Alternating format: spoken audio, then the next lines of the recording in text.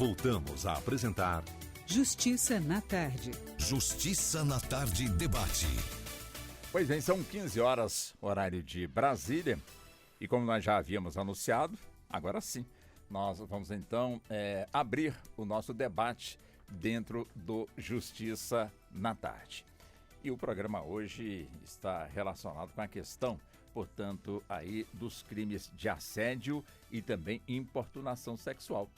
E, coincidentemente, estamos hoje com este tema na véspera praticamente do Carnaval. Ou seja, antigamente, não faz tanto tempo assim, muita gente achava que Carnaval era liberação total, né? Ou seja, tinha inclusive turismo sexual, pelo menos se dizia, né, que era promovido no exterior para o pessoal vir para cá, porque aqui, enfim, podia tudo. Claro que não podia nada, mas infelizmente as denúncias sempre eram postas, portanto, aí nesse sentido. Então, essa é uma das questões que nós vamos então levantar mais uma vez esse debate da importunação ou então do assédio sexual com especialistas na área criminal. Até porque quem ainda tiver com esse tipo de pensamento de que pode tudo no carnaval ou fora do carnaval, basta ter um carro bonito, basta ter dinheiro, quer dizer, é importante que tome realmente aí esse conhecimento. Como também aquele que não tem carro, aquele que não tem dinheiro, quer dizer, crime é crime, né? Não importa se a pessoa é abonada ou não, praticou esse tipo de crime, claro que nós temos aí as nossas leis que terminam, portanto, aí punindo aí a essas pessoas. Vamos então aqui cumprimentar nossos convidados, como também o nosso convidado, e claro, começa com a doutora Marília Brambila, ela que é advogada criminalista e está conosco, com quem nós vamos então, a partir de agora, cumprimentá-la, né, doutora Marília? Seja muito bem-vinda aqui ao nosso programa, muito obrigado por estar aqui conosco. Sabemos realmente que não é fácil, né, quando de alguma forma a indisposição chega, né, mas mesmo assim a senhora não abriu mão, está conosco aqui nos microfones da Rádio Justiça. Seja muito bem-vinda. Obrigada, Walter. Obrigada a toda a produção, a Ana, aos outros participantes, debatedores, doutor Joaquim, doutora Luciana Américo, doutor Alexandre, que está a caminho. Mais uma vez, é importantíssimo esse debate para nós falarmos da dignidade sexual, da liberdade que as pessoas têm, dos direitos humanos, deveres humanos. Estamos aqui hoje, nessa tarde, para dizer o que pode e o que não pode. Tá certo, então. Deixa eu também cumprimentar a doutora Luciana Américo. Ela preside a Comissão de Combate à Violência Doméstica e Familiar da subseção do Guará ao ABDF, né? Ela que também é advogada criminalista. Também seja muito bem-vinda, doutora Luciana. Boa tarde. Obrigado por estar aqui conosco. Obrigada, Walter. Boa tarde aos ouvintes da rádio. É sempre uma alegria estar aqui debatendo temas tão relevantes, importantes para a sociedade civil, para os colegas advogados e, como um todo, né, a população do Distrito Federal, enfim. É um tema importante, né, visto que o Carnaval se aproxima. Então, a gente está aqui para informar sobre esses pequenos oportunos, né, que acontecem com os foliões e foliãs, né, tanto como o homem quanto a mulher, e vamos esclarecer alguns pontos. Tá certo, então. Doutor Joaquim Pedro de Medeiros Rodrigues, também advogado criminalista, mestre em Direito Constitucional. Também seja muito bem-vindo, doutor Joaquim, aqui ao nosso programa. É sempre bom também tê-lo aqui nos nossos debates, ter aqui no nosso jornalismo, sempre levando esclarecimento para o nosso público ouvinte. Boa tarde, doutor Joaquim. Boa tarde, Walter. Boa tarde, ouvintes da Rádio Justiça. Mais uma vez agradeço pelo convite. Um tema que a Rádio Justiça está de parabéns, porque o Carnaval, a gente está na véspera aí de Carnaval e a gente precisa esclarecer. Queria dizer que para mim muito me honra estar aqui ao lado da doutora Luciana Américo, presidente da nossa comissão aqui da OAB da subseção do Guará, e muito me honra mesmo eu fazer uma lousa diferenciada aqui, porque a doutora Marília Brambila, Walter, é uma referência para mim. E agora ouvi-la aqui e poder debater com ela, para mim vai ser um momento de muita alegria. Que legal. Então, um bom debate para todos nós. Tá certo. Bom, o doutor Alexandre Cordeiro, daqui a pouco ele também vai estar aqui conosco. ele que é advogado criminalista, ele chegou, já vai chegar também aqui, já participando do debate, que ele está nos ouvindo nesse momento no carro, né? Mas não há de ser nada. Bom, então eu tenho aqui uma matéria que é do Tribunal de Justiça, mas que vem, portanto, do CNJ, só para ilustrar aqui o nosso debate, que diz assim: o Tribunal de Justiça do Distrito Federal e dos Territórios apoia a campanha Bloco do Respeito, promovida pelo Conselho Nacional de Justiça entre os dias 13 e 17 de fevereiro. A iniciativa visa conscientizar e prevenir situações de assédio e outras violências durante as festividades do Carnaval.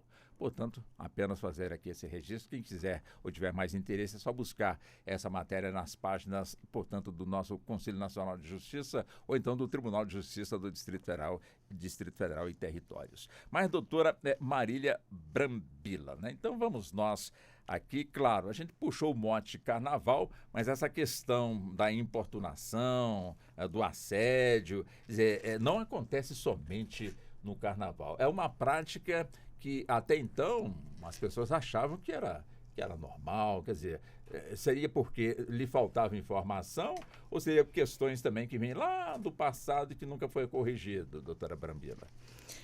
Primeiro, Walter, é interessante nós tratarmos da terminologia assédio. Nós sabemos que temos no Código Penal, sim, um crime específico para o chamado de assédio sexual, mas ele tem algumas elementares típicas bem específicas, ou seja, ele deve ocorrer no ambiente de trabalho, em decorrência da hierarquia e efetivamente dentro de uma relação ali de emprego ou de prestação de serviço. A nomenclatura assédio sexual, nós tratamos dentro do nosso cotidiano para abarcar todas as condutas que podem ser praticadas contra homens e mulheres, isso é importante, eu acredito que o doutor Joaquim também vai trazer esse esclarecimento, e que, de fato, tem, de alguma forma, a sua dignidade sexual violada. Então, nós temos aí, por exemplo, o crime máximo com a maior pena, onde essa dignidade sexual, essa liberdade sexual estaria sendo aviltada, violada de forma máxima, que é o crime de estupro, assim como o crime de estupro de vulnerável. Nós temos também alguns outros crimes, por exemplo, violação sexual mediante fraude, onde alguém cria uma situação fraudulenta, um engodo, um ardil, para aquela pessoa enganada pratique o ato libidinoso, é o que nós chamamos de estelionato sexual. Nós temos outras modalidades também mais gravosas, por exemplo, o sextorção, que seria submeter essa vítima mediante violência ou grave ameaça, constrangê-la para que ela ali ceda à prática do ato libidinoso, ainda chantageando-a. Caso ela não faça isso, não disponha de imagens, ela ali poderia, nós chamamos de estar sendo extorquida, ou ela foi filmada e se não der efetivamente aquele valor em dinheiro, haver essa ameaça dessa divulgação, então seria uma forma de extorsão. E nós temos diversas outras condutas tipificadas no Código Penal, onde em tese estaríamos protegendo os adultos. E no próprio Estatuto da Criança e do Adolescente também temos modalidades criminosas que falam aí em relação à proteção integral dessa criança no seu desenvolvimento sexual saudável. Então, a pornografia infantil, né, o crime em que você colocaria esse menor de idade diante de vídeo, câmeras, fotos e etc., você teria essa criminalização, essa tipificação no próprio Estatuto da Criança e do Adolescente. O que chama atenção é que esses crimes sofreram aí uma reforma a partir de 2005, né? Antes nós tínhamos crimes contra os costumes, em 2005, a partir de uma comissão mista parlamentar de inquérito que apurava pedofilia no país, que já era um assunto muito em voga, já fazia parte o tráfico de pessoas e de mulheres, a exploração e o abuso sexual de crianças e adolescentes já era manchete e também fazia parte de tema de novelas, né, na época. E a partir dessa CPMI, tivemos essa primeira alteração em 2005, ainda singela, voltada para a revogação de alguns tipos que realmente já não se amoldavam mais à nossa sociedade, como o crime de sedução, o crime de adultério.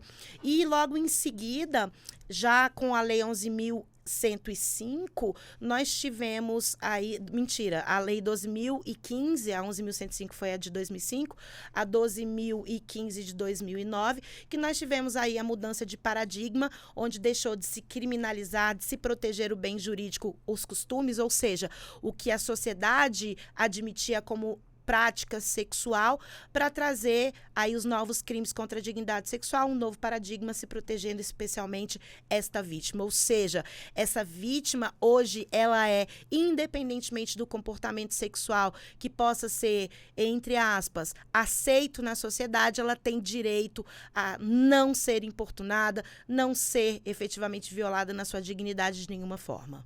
Pelo que disse a doutora Brambila, né, doutora Luciana, já temos aí o protocolo do não é não. Está bem, de certa forma, assimilado pela nossa população? Sim, Walter. O protocolo do não é não, ele, se eu não me engano, foi ali dia 29, né, que veio a ser, de fato, consumado em 29 de dezembro. Então, ele é bem recente.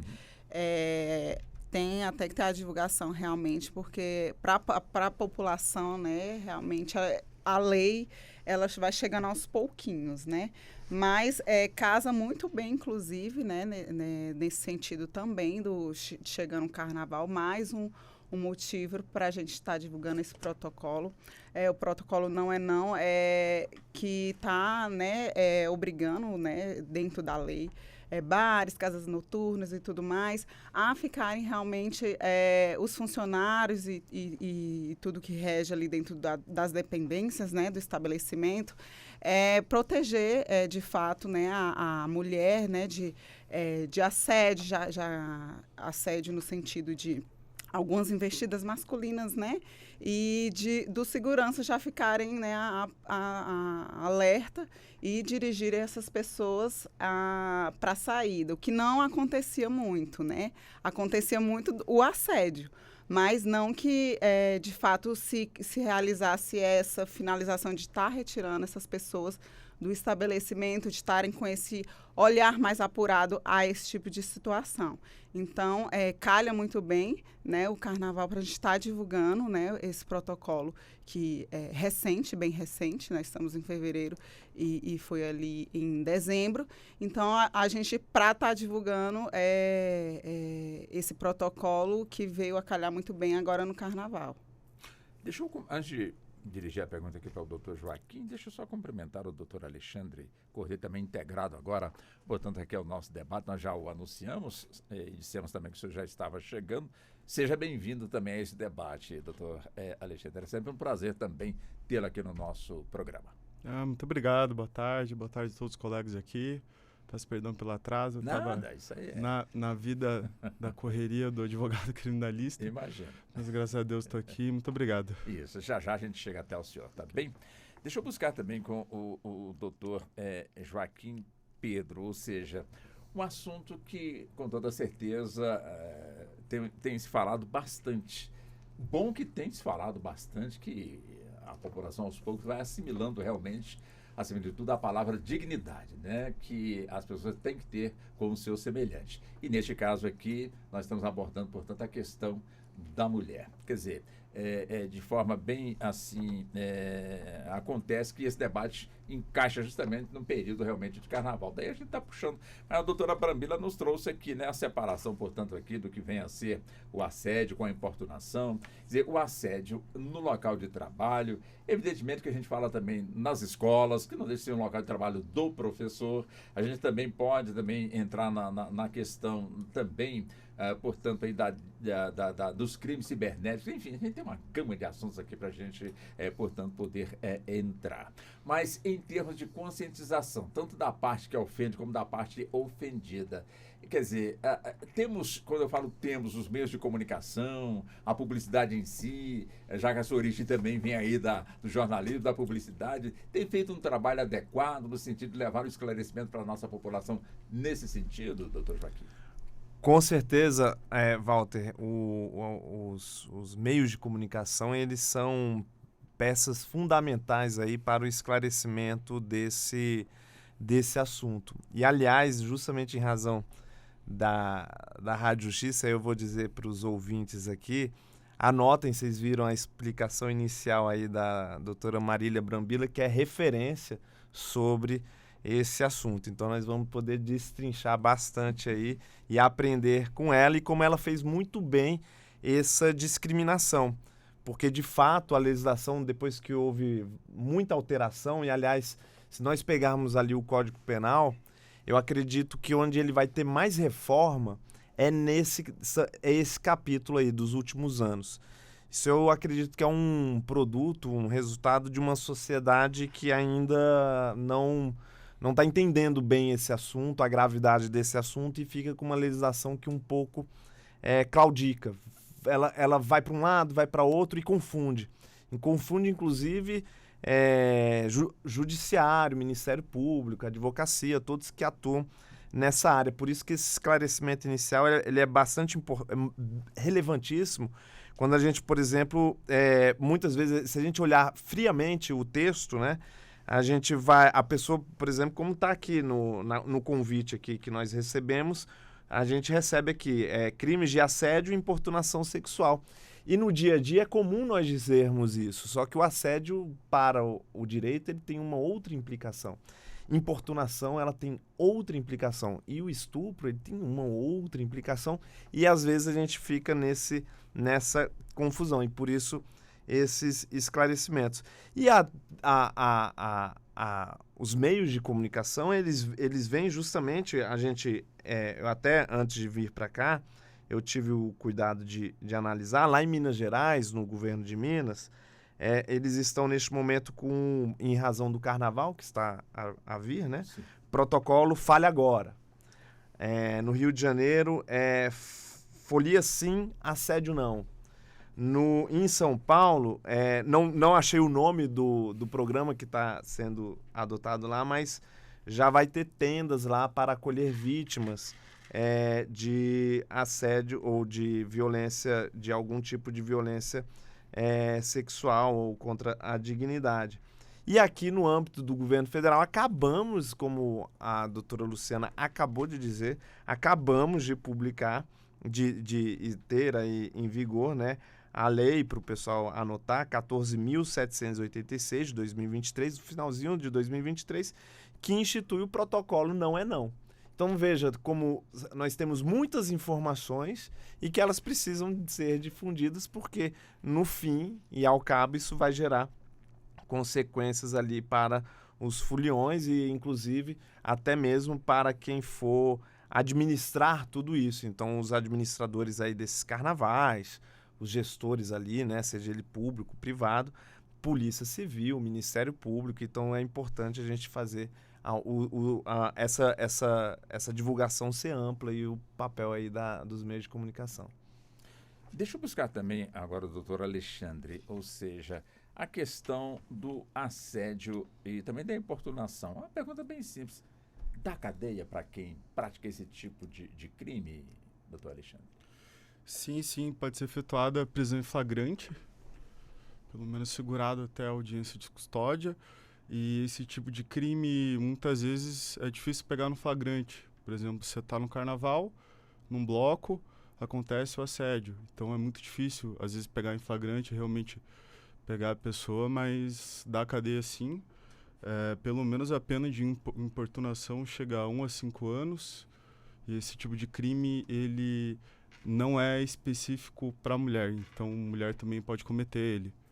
E de 1 a 5 anos, não sendo violência doméstica, é possível a transação ou até a suspensão do processo. Então, apesar de dar cadeia, tem essa questão também. E a questão da cadeia, muita gente diz, eu compro a pena e estou livre. Só que não é bem assim, né? Ou seja, a primariedade primeiro começa por ali, né? Se ele se meter num outro delito semelhante, a pena pode vir mais dura, doutor Alexandre? Pois pode sim. Pode de fato. E gera reincidência, então você já fica meio que marcado pelo direito penal e até mesmo após a reincidência tem os seus efeitos práticos na sociedade. Por exemplo, quem é preso, é muito difícil voltar à vida ao que era antes. Então, uma vez que você cai no direito penal, é muito complicado você se recompor como pessoa, na sociedade, profissionalmente. Então, é uma escolha realmente a se fazer.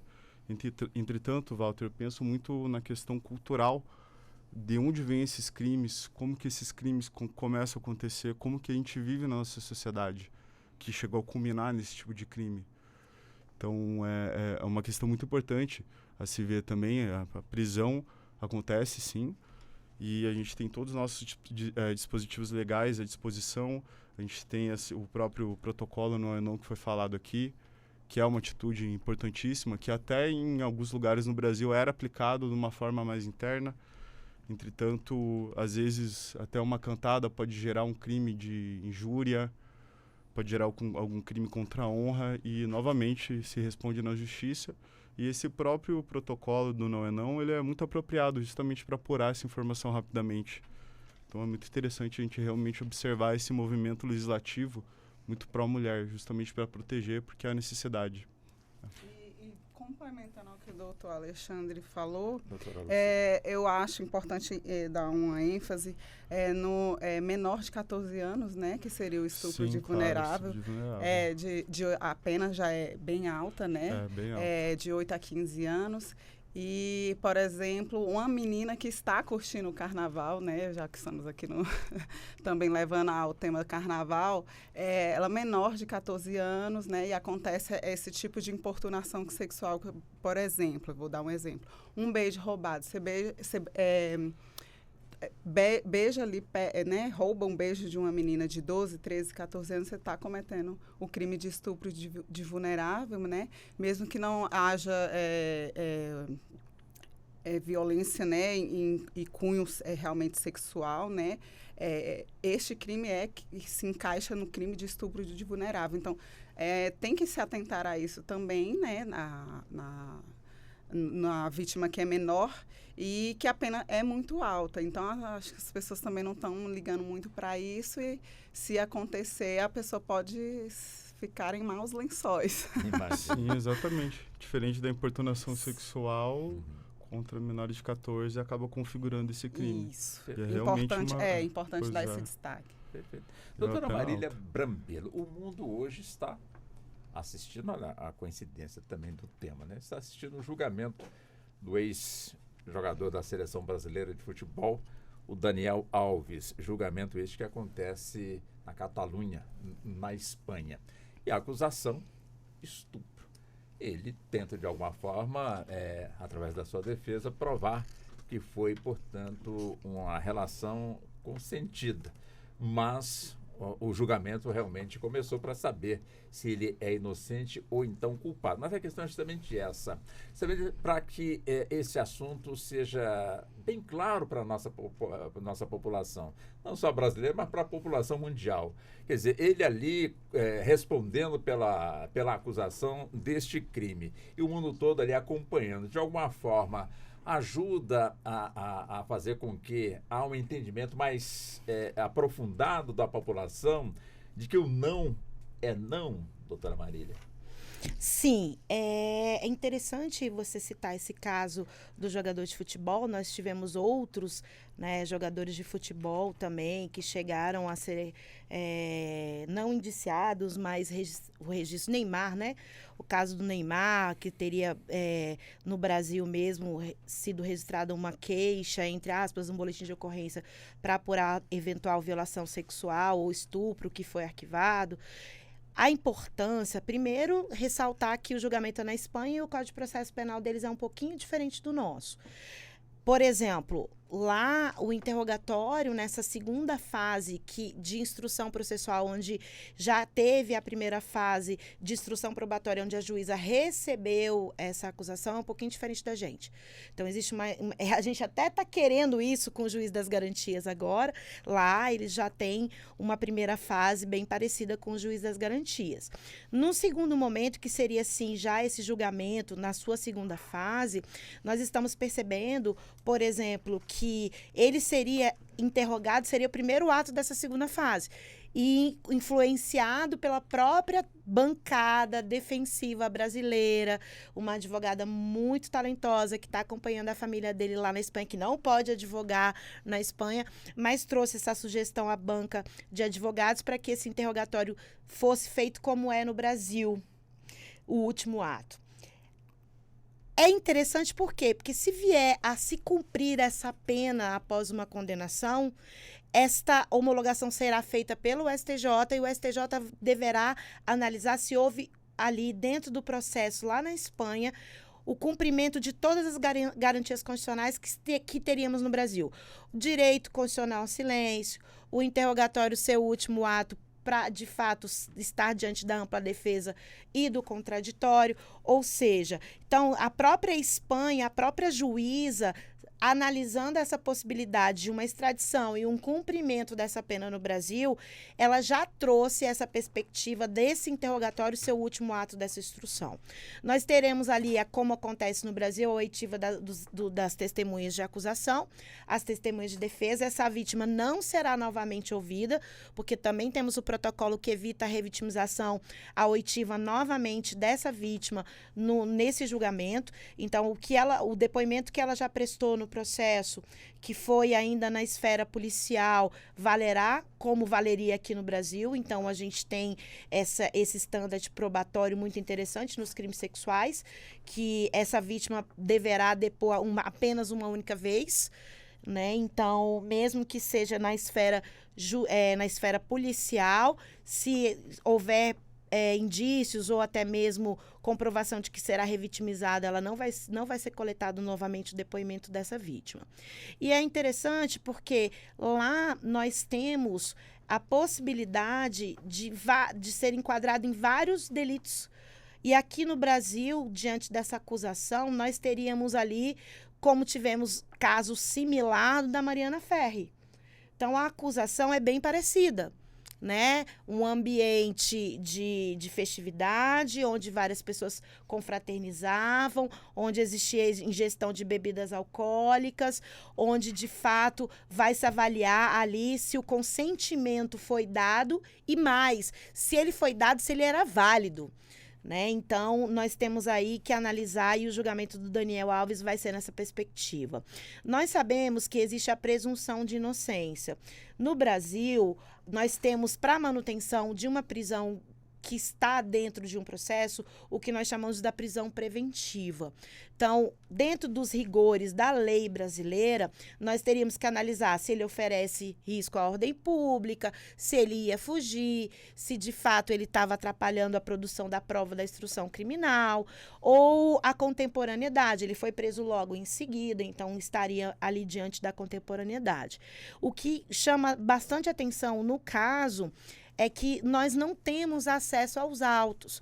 Então, nós não podemos aqui, nós técnicos que somos, dizer se a condenação vai ser A, B. O que nós sabemos também é pela imprensa. E esse sigilo também é garantido no Brasil, né? Nós sabemos que o artigo 234b do Código Penal, para proteger a dignidade e a intimidade da vítima e de todos os envolvidos, dos familiares da vítima, até mesmo para manter a presunção de inocência daquele que é acusado, o processo corre em segredo, sigilo. Então, no que nós estamos ouvindo, o que está sendo noticiado é que esse julgamento vai durar, né, de 3 dias, sim, que é mais ou menos o que duraria uma instrução processual aqui no Brasil, né? Nós teríamos, apesar da lei falar que não devemos fracionar, nós temos aí, tive notícia que são 26 testemunhas, então é humanamente impossível, numa audiência continuada, ali você ouvir essas 26 testemunhas. Então, se fracionou essa audiência, como ocorreria no Brasil, e eu tenho certeza que todos nós, operadores do direito, principalmente nós 4, que somos especialistas nesses tipos de crimes, de crimes sexuais, estamos ali observando de perto, porque sabemos que, apesar da legislação, apesar de termos o princípio o que vai responder é aquela legislação daquele país onde o crime aconteceu, em uma eventual extradição, que é muito provável, que se vá pedir essa extradição para que ele venha cumprir essa pena no Brasil. Essas regras mínimas da ampla defesa, do contraditório, do princípio da não autoincriminação, de não produzir prova contra si mesmo, o direito constitucional de permanecer em silêncio, isso vai ser observado pelo STJ e, em caso de recurso, pelo STF. Então, estamos muito focados e muito apreensivos, queremos saber, sim, a resposta, mas também lembrando aos nossos ouvintes que, apesar da palavra da vítima, até mesmo na Espanha, ter um relevante grau de qualidade, né, dela ter uma, vamos dizer assim, não é que ela é incontestável, mas ela tem uma suma relevância, uma altíssima relevância, porque são crimes que ocorrem na clandestinidade, sem testemunhas, que de fato foi o que aconteceu. Mas, do outro lado, nós temos que analisar que a defesa pode produzir provas de que a intenção daquele jogador era de praticar o ato libidinoso e acreditava que o consentimento tivesse sido dado e que, de fato, esse consentimento ali, naquele momento da prática do ato libidinoso, foi ratificado durante todo o ato. Então, o foco, para resumir para o nosso ouvinte, é que, primeiro, claro que a gente escuta pela imprensa, ele negou ter praticado qualquer ato libidinoso. Aí depois surgiram algumas circunstâncias, algumas características do depoimento da vítima que transformaram aquele ato libidinoso em incontestável. Até parece que ela mesma indicou algumas características físicas que só quem teria visto o órgão genital dele teria a possibilidade de indicar tal característica. Então, o que nós vamos ali é dizer, né, dentro como operadores do direito, saber que existe essa presunção de inocência, que as provas serão produzidas e que nós esperamos que o julgamento seja, de fato, diante das provas e não diante dessa repercussão. Se vai ser condenado, se vai ser absolvido, que seja cumprida a Constituição da Espanha e que sejam cumpridos os acordos internacionais de direitos humanos.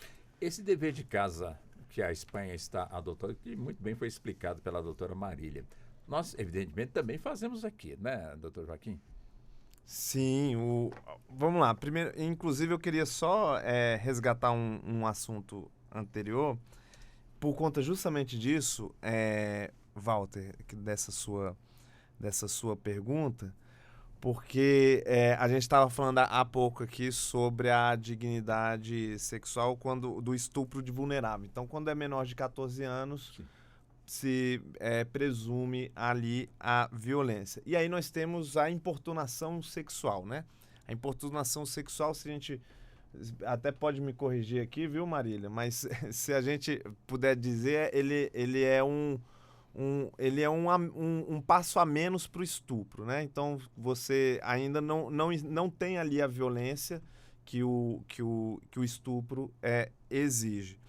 E aí há a importunação sexual contra o menor de 14 anos. E aí a justiça, e aqui trazendo a sua pergunta sobre o dever de casa, a justiça começou a interpretar esses fatos, né? Como é que a gente vai interpretar? Porque quando é menor de 14 anos, ela não tem discernimento, né? Então, por isso que a legislação traz toda uma proteção em relação a esse ser em desenvolvimento. A gente tem até uma lei, um estatuto da criança e do adolescente para proteger essa pessoa em formação.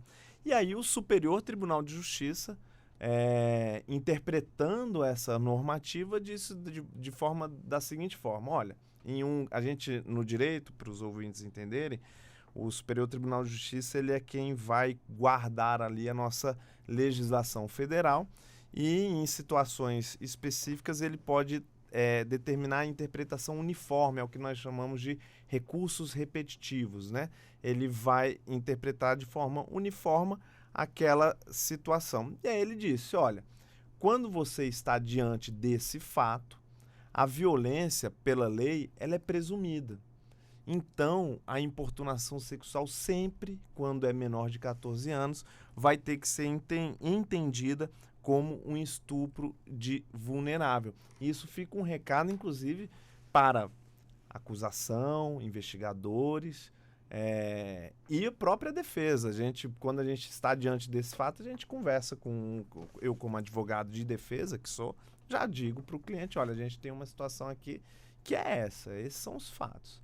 E aí nós vamos ter que trabalhar, e esse é o entendimento da lei que a justiça tem sobre isso. Então, eu acredito que sim, nós estamos, na medida do possível, com uma legislação, repito, que é alterada constantemente, aí por isso causa um certo desconforto para nós que aplicamos a legislação, essa mudança constante da lei, mas, de alguma forma, nós que operamos aí no âmbito da justiça estamos fazendo esse dever de casa e dando essa interpretação de forma que esse assunto ele fique claro, o que pode, o que não pode, e quais são as consequências desse ato. E, aliás, pegando aqui ainda um gancho que a Marília muito bem pontuou, que eu acho importante também destacar, é quando nós estamos diante de situação, e aí aqui fica inclusive orientações, né? Às vezes a situação, aquela paquera que está ocorrendo ali durante o carnaval, ela pode mudar de posição de forma assim imediata. Então, o protocolo é esse, não é não. Então, ainda que haja a intenção de iniciar um ato de paquera e aí, né, o casal ali, ele entra num estágio em que uma das partes diz não, acabou. Não há mais como você continuar aqui dali. Então, o não, quando o protocolo é não, é justamente para isso. Pode, inclusive, mudar a qualidade desse relacionamento de um minuto para o outro. Então, por isso que tem que ter essa atenção para saber, principalmente porque o carnaval envolve bebida, né? Bebida alcoólica. Sim. E as pessoas elas acabam passando ali um pouco não respondendo mais por si, né? E aí elas respondem sim, por si. Pela lei elas vão responder por si e justamente é importante ter esse esclarecimento. Pois não, doutora Luciana. Pegando, né, o que o doutor Joaquim falou, essa constante mudança de lei se faz necessária, né, antes da tipificação da importunação sexual. De fato, não se tinha, né, o que criminalizar os autores desse tipo.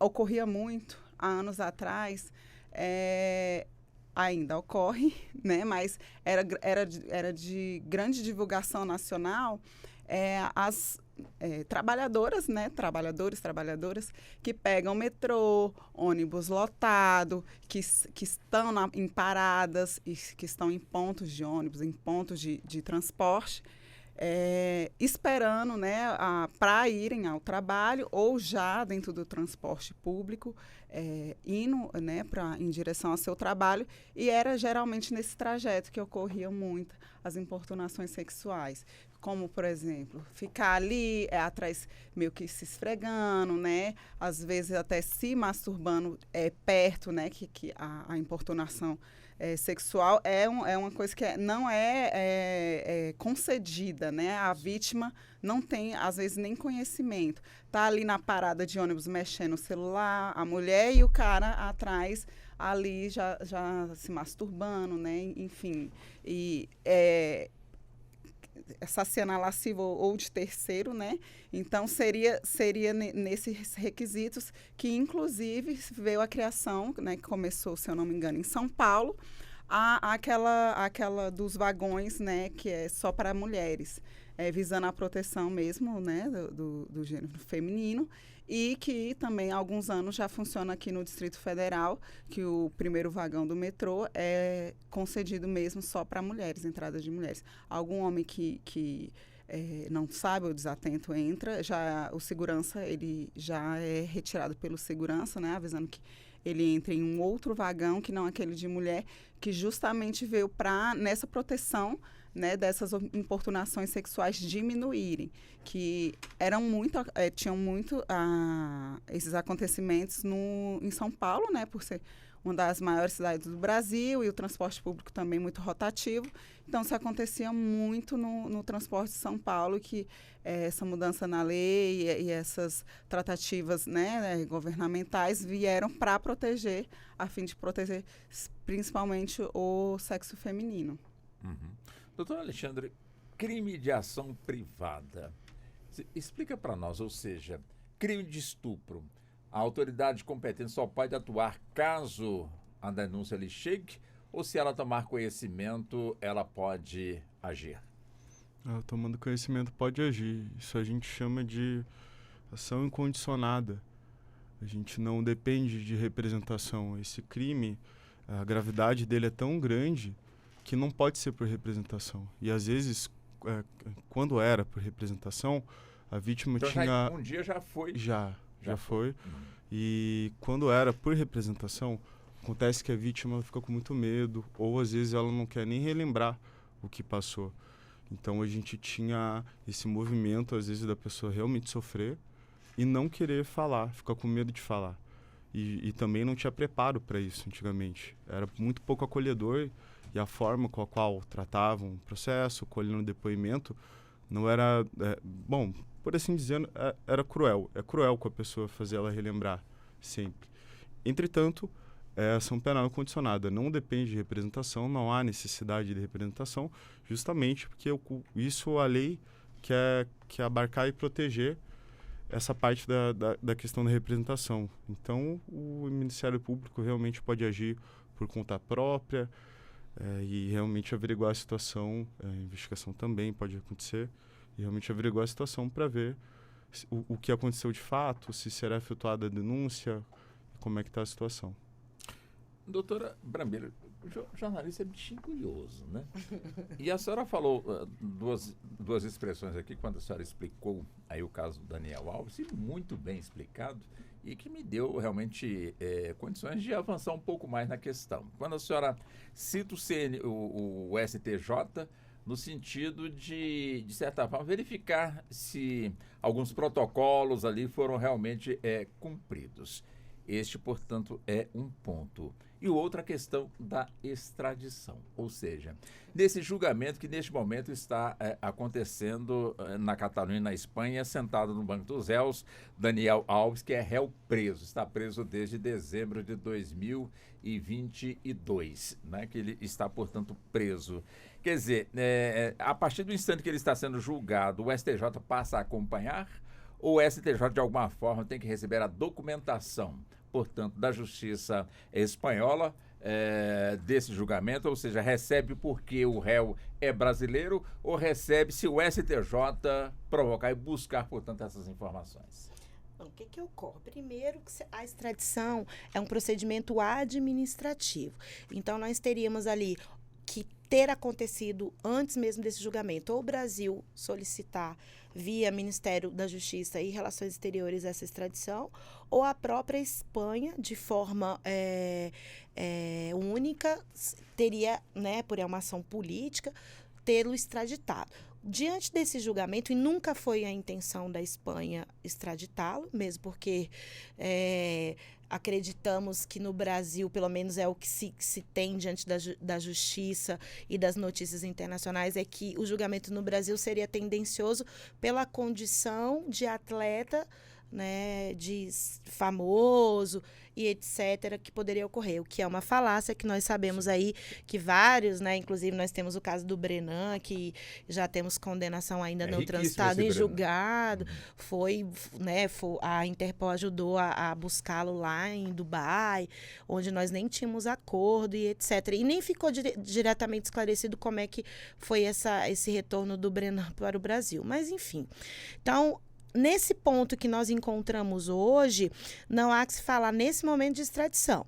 Ele vai ser julgado na Espanha pela lei local, pelo crime em que está sendo imputado, que lá também é o crime de estupro, e depois, seja no trânsito em julgado, e aí acredito eu que esse processo só vai se encerrar com o trânsito em julgado, ou seja, só vai existir a extradição depois que o processo finalizar. E se houver essa extradição, aí sim, os documentos acompanham a carta rogatória e essa carta rogatória, junto com, caso ele venha a ser condenado, acompanhariam essa extradição e essa sentença penal condenatória espanhola seria ou não homologada no STJ.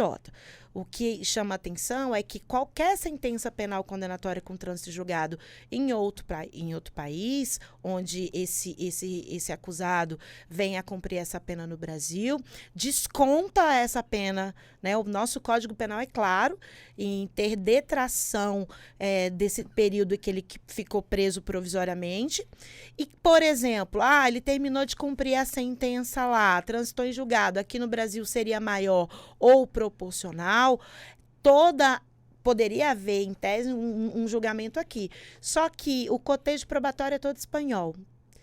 Então, na prática, nós não conseguiríamos fazer um julgamento justo dentro das regras constitucionais de um caso que acontecera na Espanha. E mais, dentro dessa perspectiva de uma absolvição e de uma condenação, nós teríamos aí um grau recursal, como já disse, como está o caso do Robinho, né? Agora vai ser analisado no Supremo Tribunal Federal. E o que chama atenção, Walter, é como você me disse, eu também sou advogada e também peguei um trechinho assim da sua fala inicial. Isso é importante para quem quer que seja respeitar a dignidade sexual do outro indivíduo? Sim. Tenho também na fala do Dr. Joaquim a questão da embriaguez, ou a utilização de drogas, ou qualquer que seja aquela substância que faça com que você, entre aspas, fique desinibido, sem noção ou fora da sua realidade. Isso não exclui o crime. Nós temos no direito penal, dentro da nossa culpabilidade, dentro dessa imputabilidade, o que a gente chama da teoria da ação livre na causa. Então, o próprio Código Penal, na sua parte geral, ele fala lá no artigo 26 e seguintes que aquele que se embriaga voluntariamente e pratica um crime vai responder por esse crime. Então, independentemente da sua condição anímica, da sua condição psíquica causada por você mesmo, você responde pelos atos praticados. Mas eu queria já levantar a bola aqui para a doutora Luciana, falar um pouquinho mais dos atos libidinosos práticos. A doutora Luciana já iniciou dizendo que ato libidinoso é aquele que satisfaz a concupiscência, a lascívia, vulgarmente conhecido o prazer, o desejo sexual, o tesão. E dentro dessa perspectiva de atos libidinosos, todos aqueles que forem praticados com violência ou grave ameaça, ou seja, desforço físico contra o corpo da vítima, ou utilização de faca, ou utilização de revólver, de arma, que estaremos diante da grave ameaça, estaremos diante, independentemente do tipo de ato libidinoso. Um passar de mãos lascivo, um beijo, um cheiro no cangote, se for praticado com violência ou grave ameaça, ou beijo, se ficar constatada essa violência real, vis, que a gente chama de vis absoluto, de esforço físico contra o corpo da vítima, essa grave ameaça é crime de estupro. E subsidiariamente, nós temos sim, como a doutora Luciana falou, em 2018 nossa legislação foi alterada para trazer o crime de importunação sexual. Eu lembro que na época até escrevi um artigo científico em companhia do doutor Alexandre Moraes da Rosa e do Auri e da doutora Carla Gehlen, que nós trazíamos a possibilidade, inclusive, de ser contra menores de 18 anos. Isso a jurisprudência ainda não acatou. Nós temos que discutir, de fato, essa proporcionalidade das penas em relação aos atos libidinosos. O que me chamou a atenção, uma sentença que foi proferida no final do ano e estamos em grau de recurso, o Ministério Público recorreu aqui do Distrito Federal, e era um passar de mãos lascivo no estupro de vulnerável. Houve a condenação de estupro de vulnerável. E aí, o próprio Ministério Público disse o seguinte: juntamente com o passar de mãos lascivo, nós tivemos o apalpar dos seios e o passar das mãos na vagina dessa vítima. E ele falou, nós temos que levar em consideração a proporcionalidade dos atos libidinosos que são praticados até para dosar essa pena. Concordo. E nós temos que considerar ali os atos praticados para trazer também a possibilidade da importunação sexual em diversos casos onde a violência é ficta, ou de fato não existe ali uma violência, ou aquela grave ameaça não foi suficiente para fazer com que aquela vítima permitisse ou deixasse que aquele agressor, aquele algoz, praticasse esse ato libidinoso. Por quê, Walter? Estão banalizando e estão, aqui é uma crítica a todos os operadores do direito, inclusive até nós que trazemos isso, há uma banalização em relação à dosimetria da pena. Nós temos um estupro de vulnerável com a pena de 8 a 15 anos, nós temos um estupro com uma pena de 6 a 10 anos com causas de aumento previstas na nossa legislação como padrasto, quem é aquele que exerce a autoridade sobre aquela vítima, e nós estamos condenando estupros de vulnerável apenas de 25, 26 anos, que é completamente, ao meu sentir, desproporcional quando se olha pelo princípio da proporcionalidade para os outros crimes. Então, você tem um feminicídio, você tem um homicídio qualificado, onde a pena é de 12 a 30 anos. Aí você vai me perguntar, mas aí então é o homicídio que está errado ou é o estupro de vulnerável que está errado? O que está do jeito que está hoje em dia, que não está certo. Né? Nós temos ali sentenças condenatórias onde a palavra da vítima por si só condena, onde não há possibilidade de uma produção de prova, que eu até digo que é uma prova diabólica, produzir prova do que eu não fiz, apenas trazidas aí muito maiores do que uma extorsão seguida de morte. Então, nós temos que colocar a cabeça no lugar, nós temos que trazer para dentro do estudo da nossa academia o estudo do standard probatório. Nós temos que trazer essa proporcionalidade. Por quê, Walter? Porque a médio prazo nós vamos acabar revogando essa proteção que tanto lutamos para conquistar. No momento em que a sociedade disser, e isso é um problema que nós, operadores, já estamos dizendo, que o estupro de vulnerável, a pena é desproporcional e não aceitamos mais essa pena porque ela é muito maior do que o homicídio, como acontece, por exemplo, no crime de maus tratos de animais. Desculpa, já vim tratar aqui na Rádio Justiça, bem na época, faço parte da Comissão da Proteção de Defesa dos Animais da Abracrim, a Comissão Nacional, que nós temos até a Adriana, nossa presidente, que é lá da Bahia. Sou apaixonada, mas infelizmente ou felizmente, ou ainda não evoluímos para isso, o animal ainda não tem os mesmos direitos e deveres do ser humano. Então, você dizer que o maus-trato de animais tem uma pena maior do que uma lesão corporal grave em seres humanos, né? Então, você tem lá maus-trato seguido de morte de 2 a 6 anos. Você tem uma lesão corporal grave dentro do ser humano de 1 a 5 anos. Então, tem alguma coisa errada. E essa falta de proporcionalidade, que é um dos princípios que nós utilizamos para a interpretação do direito, nós temos que sentar e avaliar. E o que chamou a atenção nesse recurso do Ministério Público foi que ele trouxe essa discussão. Vamos enfrentar de frente, foi um passar de mãos lascivo apenas, a pena é mínima. Foram atos, entre aspas, mais gravosos, vamos dosar essa pena dentro dessa proporcionalidade. E eu achei essa discussão, e essa discussão tem que ser feita. Porque, Walter, hoje nós temos, com a nossa luta, porque também sou feminista, vários direitos garantidos às mulheres vítimas, não só de crimes sexuais, mas vítimas de violência doméstica, como auxílio moradia, pensão, um benefício do próprio INSS. Agora nós temos aqui no Distrito Federal e em outras unidades da Federação a indenização para os filhos do feminicídio, mesmo que ainda sem sentença. Então, nós temos que trazer essa discussão. Por quê? Porque nós saberemos que esse tipo de benefício não serão para todas as vítimas. E aí, o que eu estou querendo dizer? A gente vai ter que escolher qual é mais vítima, qual teve a sua dignidade sexual mais violada. E aí, a gente vai...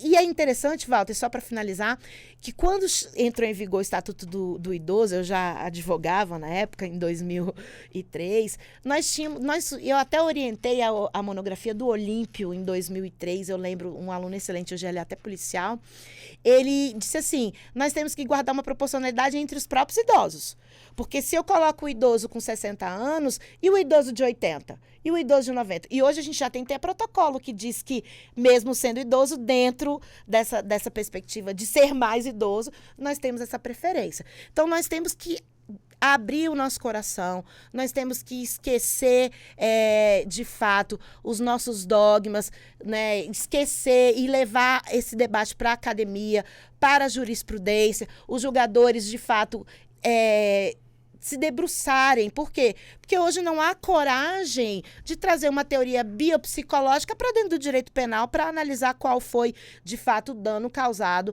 daquela violência sexual. Então, nós temos mecanismos para trazer essa quantificação, essa qualificação, essa proporcionalidade dessa pena para os atos que foram praticados. Então, é o que eu defendo, apesar de, claro, todas são vítimas, mas nós temos que levar em consideração porque senão depois a justiça acaba caindo no descrédito, Walter, e isso me preocupa. E a senhora foi citada, doutora Luciana. Citada é a professora Marília, né? Isso, professora Marília, muito do que eu sei, aprendi com ela, inclusive. Foi minha aluna, Fui. E é uma honra até estar aqui, né, debatendo com ela, uma alegria, uma felicidade. E concordo com o que ela falou. Inclusive, a gente também já teve essa discussão aqui, né, Walter, na questão de violência doméstica, sobre o aumento de pena, né? Seria uma solução aumentar? Agora eu não vou lembrar o crime que a gente estava debatendo em si, mas seria a solução aumentar a pena? E eu e a doutora Leira, que éramos as duas criminalistas aqui presentes, a gente, né, falou que não, e eu acho que os demais colegas aqui também vão concordar.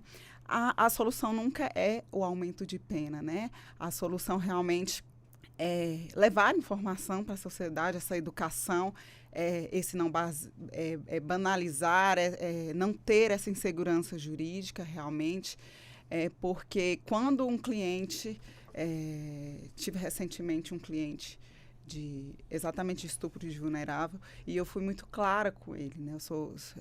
Aquele tete-a-tete definitivo ali, né? Aquela conversa nervosa, mas necessária, que eu falei, olha, era melhor você ter matado uma pessoa do que estar sendo acusado de um estupro de vulnerável, porque as penas são altíssimas e, como a professora Marília falou, muito maior que um homicídio.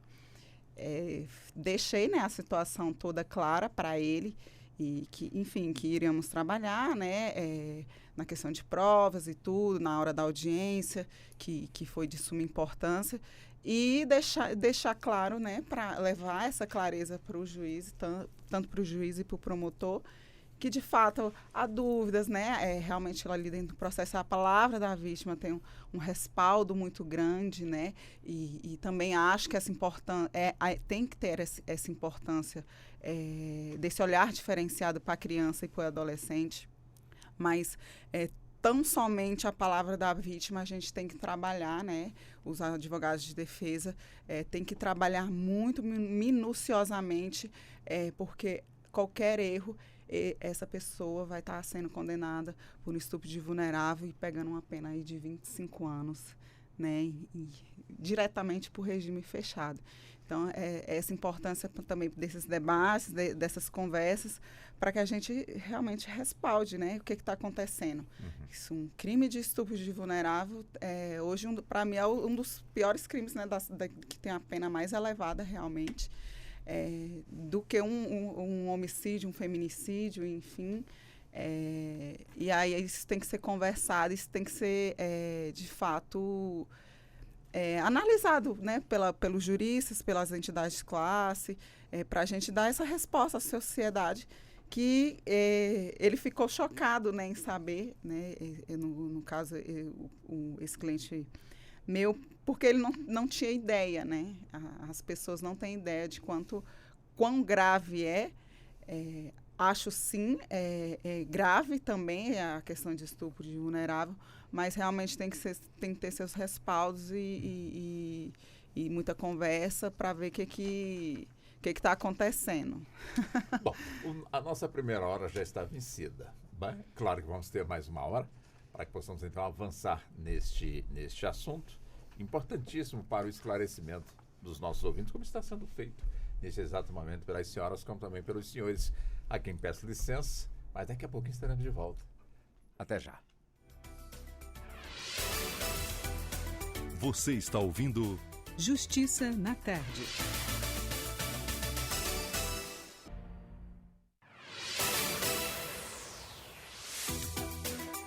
Voltamos a apresentar Justiça na Tarde. Justiça na Tarde Debate. E vamos nós, então, já entrando na segunda hora do nosso debate aqui dentro do Justiça na Tarde.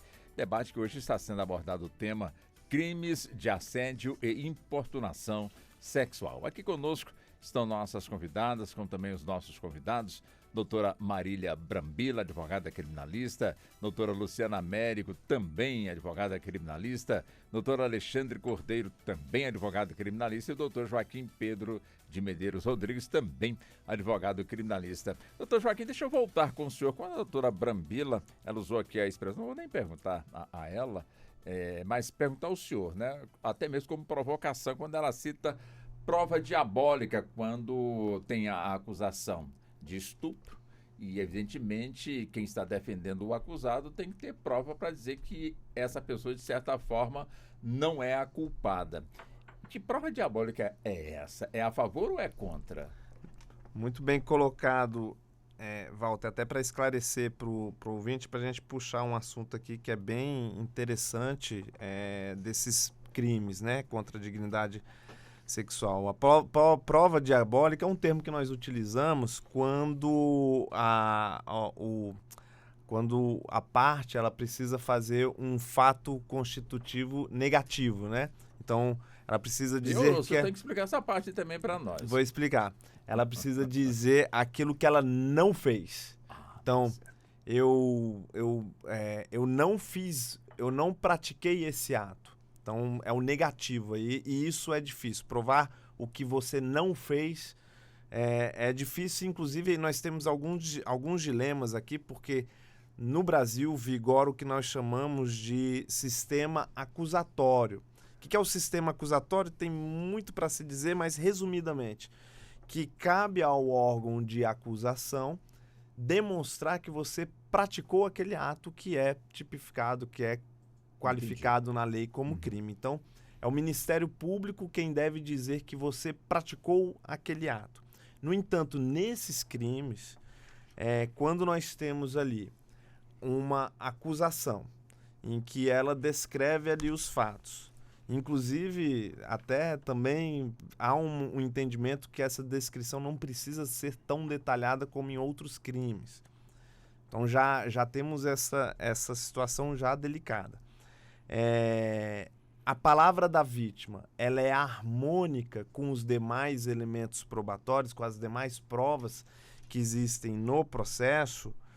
Isso faz com que a parte acusada, ela tenha que produzir a prova, ela precisa desqualificar aquele depoimento, dizendo que aquele depoimento ele tem algum tipo de fragilidade, porque aquele depoimento, por si só, ele é sim capaz de levar à condenação. Então, eu preciso demonstrar que eu não estive naqueles horários que estão ali na denúncia, naqueles dias, eu não tive contato com aquela pessoa, eu preciso demonstrar isso. E aí, por isso que nós dizemos da prova diabólica. E isso tem implicação, aqui agora, inclusive, para, novamente, a gente está aqui pré-carnaval, não se brinca com esse tipo de situação, porque a acusação, quando ela é formulada, é muito grave, como a gente já viu aqui, as condenações são altíssimas, as penas previstas são altas, e a defesa, ela tem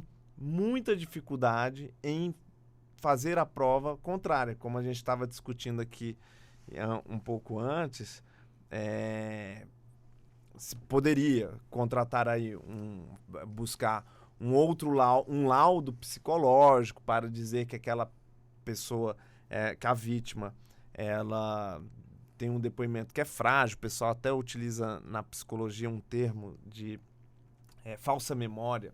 Ela reproduziu ela reproduziu na consciência dela um fato que de fato que não ocorreu na realidade. E isso existe na psicologia. Eu não sou psicólogo, os psicólogos vão dizer melhor do que a gente aqui sobre esse assunto, mas na psicologia existe algo a respeito disso. Agora, a realidade é que você vai precisar produzir essa prova. E essa prova, ela é um investimento caro que a parte vai ter que fazer.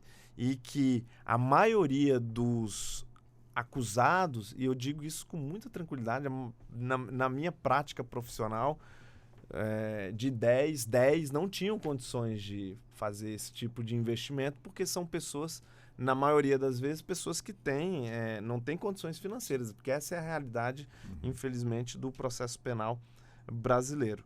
E isso não é disponibilizado, né, como um direito do acusado, não é. Na verdade, o direito do acusado é o que está lá no processo penal, na Constituição Federal, devido ao processo legal e tal. Até poderíamos suscitar isso como uma tese aí de defesa, mas acredito que então a gente não pode requerer da Justiça a gratuidade nesse laudo. Não, ele pode requerer, a Marília vai falar aqui, vamos ter um debate aqui. Ele pode requerer ao juiz que utilize ali o sistema que porque existe em alguns tribunais, aqui em Brasília eu sei que existe, o psicossocial, para que ele produza um laudo.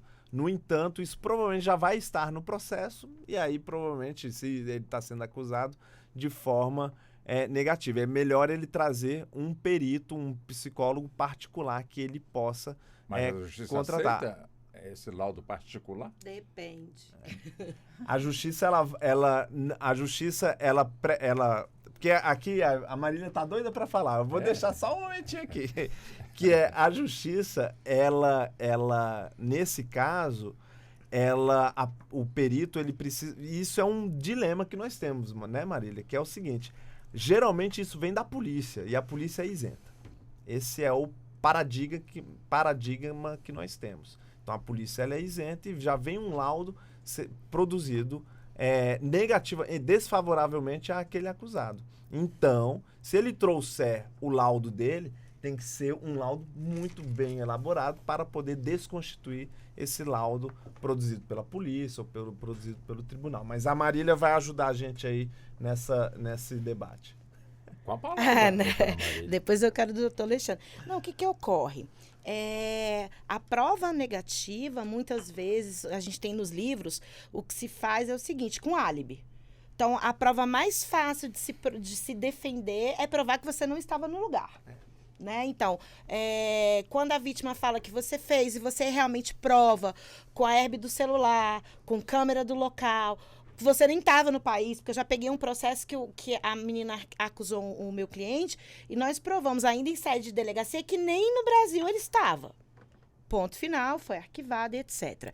Então, essa prova de álibi do que eu não fiz porque estava em outro lugar, ao meu sentir, é a única que ainda dá um pouquinho de conforto para a defesa. A outra, o que acontece? Infelizmente, no Brasil, nós vamos fazendo sempre com jeitinho brasileiro, a toque de caixa, e não respeitando os direitos constitucionais, seja da vítima, seja do acusado. Por que da vítima? Nós temos uma lei que determina que crianças e adolescentes, vítimas de crimes violentos, não só crimes sexuais, crimes violentos, devem ser ouvidas, vítimas ou testemunhas, devem ser ouvidas por uma equipe especializada, dentro de um formato ou na delegacia de escuta especializada ou judicialmente de depoimento especial. É uma lei de 2017 que ainda não foi implementada nem na metade dos tribunais estaduais. Aqui no Distrito Federal nós temos um núcleo extremamente competente para acolher esse depoimento especial, mas extremamente cheio, porque é um núcleo centralizado, onde todas as vítimas, crianças e adolescentes, precisam ser ouvidas e serão ouvidas nesse formato especial, ou seja, não tem gente para fazer tudo isso. E mais, essa vítima mulher, e aí eu venho pedindo isso, até eu já disse isso aqui na Rádio Justiça, quando eu estou pela defesa, para evitar qualquer tipo de violência institucional, para evitar qualquer tipo de revitimização, eu peço para qualquer mulher vítima seja ouvida no formato de depoimento especial. Os 2 juízes, um até já saiu, né? Era bem conhecido, bem famoso aqui no Distrito Federal, já não é mais, ele saiu porque ele virou aí um estrondo nas redes sociais e decidiu seguir uma carreira na advocacia, mas ele deferia sabendo que é o jeito certo. Porque Sérgio não, beijo Sérgio, que é o apresentador da manhã, Walter. Eu tive um problema muito sério dentro da advocacia. Aqui eu quero fazer um parênteses, que nós 4 somos advogados criminais e nós precisamos que a população entenda que nós não estamos ali para revitimizar ninguém, que nós não estamos ali para aviltar ninguém, nem parte, nem testemunha, nem nada disso. Eu sentei numa audiência onde eu estava defendendo um acusado de importunação sexual. A vítima foi ouvida presencialmente na sala de audiência, onde constava uma juíza mulher, uma secretária mulher, um promotor de justiça homem, a vítima, eu e um advogado colega meu que estava ao meu lado, e o réu não estava na sala. Foi retirado, que é um direito dessa vítima, sentir ali de forma desconfortável a prestar o depoimento na frente desse acusado. Simplesmente essa vítima, durante o depoimento, olhou para mim e disse para a juíza: eu não quero essa advogada olhando para minha cara desse jeito. Aí, e sabe quando eu tava assim, olhando pra cara, eu acho que eu tenho uma cara meio feia mesmo, Não, sabe? de jeito nenhum. Sabe, Val? Tenho sim, Não, tenho tem cara não. mas nesse dia eu tava de boa, a vítima falando, eu fazendo minhas anotações, porque tudo que a vítima tá falando eu tô fazendo porque eu não posso perder, porque eu tenho que fazer minhas perguntas e tal. Aí eu falei, como é que é?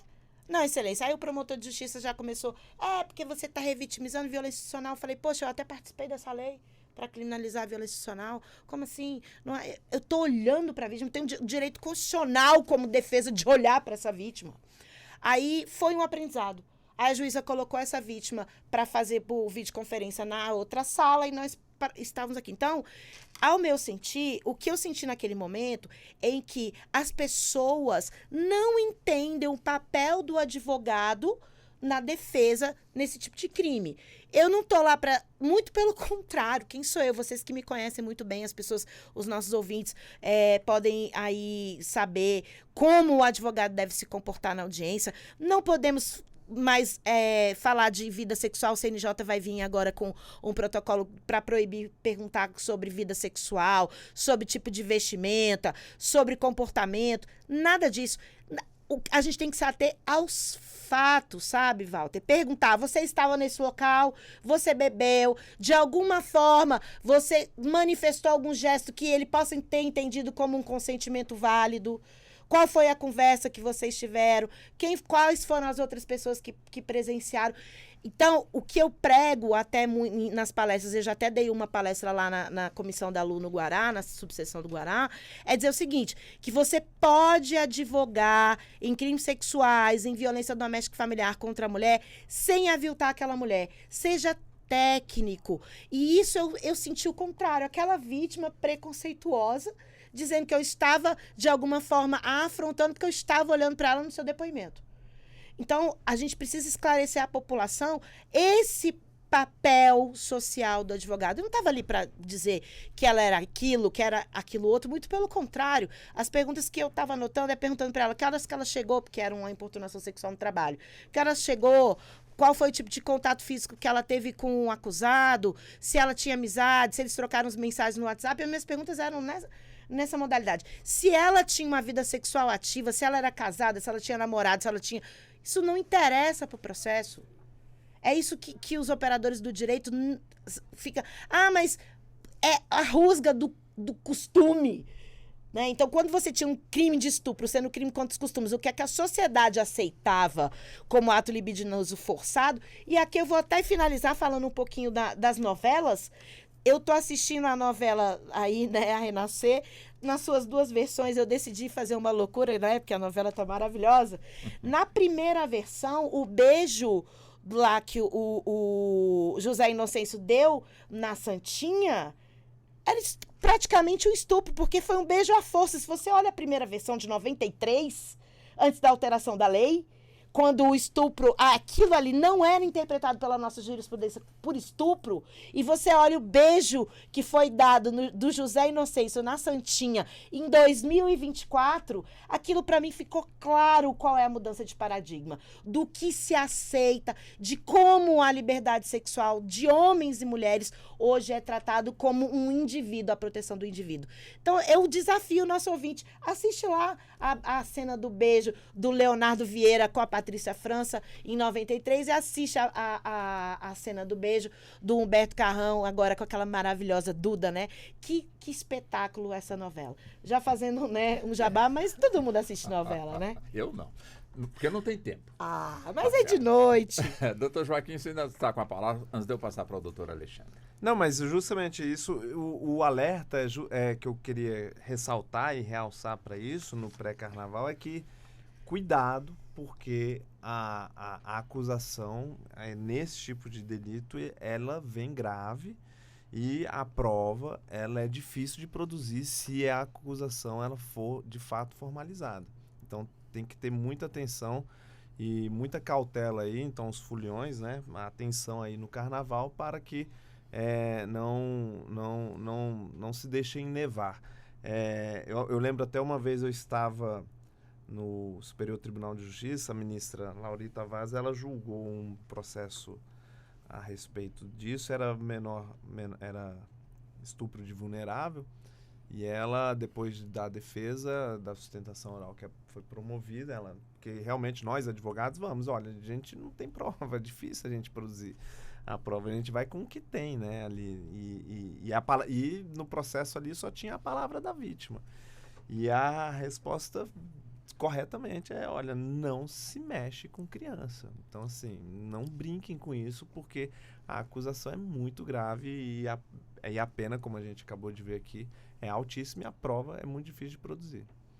Doutor Alexandre, quer dizer, essa questão do assédio, só é caracterizada essa situação no tete-a-tete, ali na conversa entre si, ou a moda agora são as redes sociais, essa nova tecnologia da informação, passa uma mensagem, olha, você é isso, você é aquilo, eu estou afim disso, estou afim daquilo. Quer dizer, o A encontra o número do celular da figura B e, de certa forma, vai para aquilo que chamava antigamente de galanteio e outras coisas mais. Mas, às vezes, o outro lado sente as palavras ofensivas, fora do contexto, enfim. Enfim, esse assédio virtual, ele também pode ser caracterizado como crime? Claro. Daí a gente entra na parte de cybercrime. Stalking, perseguir a pessoa. Essa perseguição, ela vem de várias modalidades. Você pode perseguir online, pode perseguir vendo onde a pessoa está. Você vai acompanhando a pessoa nas redes sociais. Quem tem rede aberta, né? Você consegue ver. Quer dizer, não precisa necessariamente aceitar, seguir a pessoa. Enfim, por ali muita gente persegue, acaba perseguindo fisicamente, virtualmente. Isso tudo é stalking. O que é o stalking? É perseguir a pessoa de forma muito insistente. Tão insistente que chegue a causar um desconforto para a pessoa. Então, qualquer desconforto já pode configurar algum crime. E também entram os crimes contra a honra, calúnia, injúria, difamação. Por exemplo, no momento da cantada, seja ela virtual ou física, pode ser que tenha isso. Pode ser que tenha uma retaliação de quem está do agressor, né? Tem uma retaliação do agressor. Isso chega a ser muito comum, é muito comum mesmo.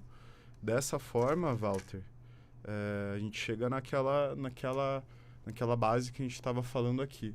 Passou do não, você já está incidindo em alguma coisa. Passou do não e alguma coisa está errado.